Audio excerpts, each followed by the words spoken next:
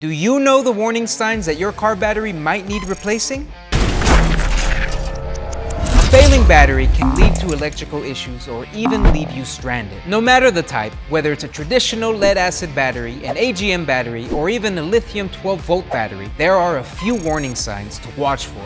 And keep in mind, battery problems don't always look like battery problems. They can show up as issues that seem completely unrelated. Start by popping the hood and assessing the battery itself. Make sure the positive terminal and the negative terminal connections are secure. If you see warping or swelling from heat or leaking battery acid, that's a strong sign your battery may need replacing. If everything looks okay, listen when you start your car. A slow engine crank might mean your car battery is too weak to properly power the engine and your vehicle's electrical system. Next, check your lights. If your headlights or interior lights are dim or multiple lights are fading at once, it's often a sign your battery is losing power. Driving with a failing car battery can be dangerous, especially if you're far from home. You can find the nearest all-battery center with a replacement you need sooner rather than later.